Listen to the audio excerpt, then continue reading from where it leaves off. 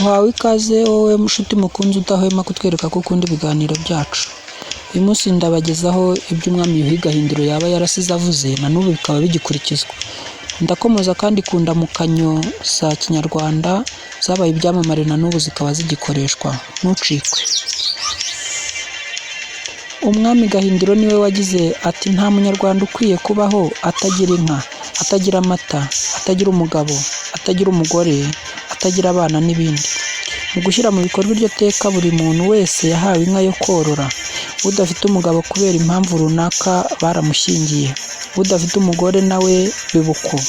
Abadafite abana ku mpamvu zo kuba incike n'iz'ubugumba, ababyaye benshi babahaga abana. Abadafite amata kubera inka zabo zatetse cyangwa se zitakibyara, bakayoboka iyo kwa Gahindiro cyangwa se ku batware be, bakajya gukamisha.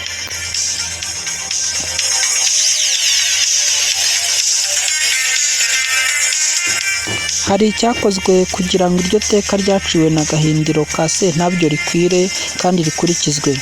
Yarishyize mu ndamukanyo y'Abanyarwanda, aho bagombaga kuramukanya bifurizanya ibyo byiza byatuwe mu iteka ry'Umwami Yuhi Gahindiro.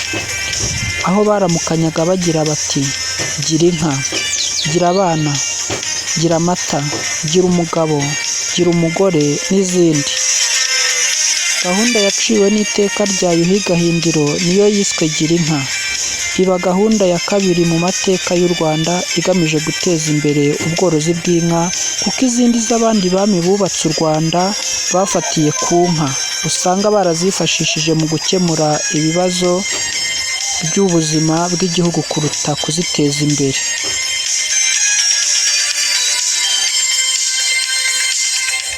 Izi ndamukanyo yazishingiye ku buhangange bw'inka.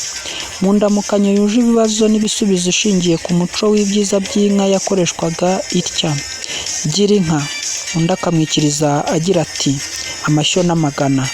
Gira amata, undi akikiriza agira ati ahore ku ruhimbi. Amashyo, undi akikiriza agira ati amashongore. Gira umugabo, undi agasubiza agira ati ndamukugize iyo yabaga ntawe afite. Naho iyo yabaga amufite yaravugaga ati ndamushimye.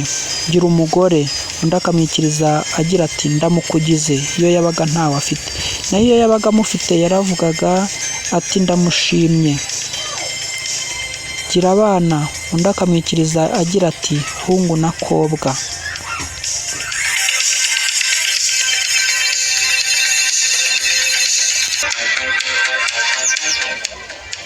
Izi ndamukanyo zikomora inyito ku buhangange bw'inka zakomeje kwamamara.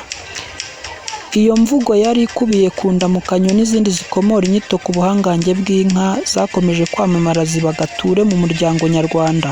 Ushaka kwivuga imyato n'ibigwi bye mu butunzi akazikoresha. Ushaka kugaragaza aho avuye n'aho ageze kugeza magingo aya, na n'ubu biracyakoreshwa.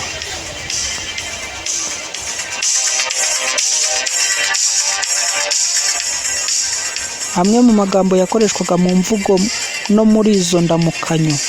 Muri izo mvugo n'ibimenyetso bifatiye ku nka hakaba izatoranijwe n'ibihangange mu butunzi bw'inka zahisemo nk'ikirango cy'ubudahangarwa n'igitinyiro cyabo.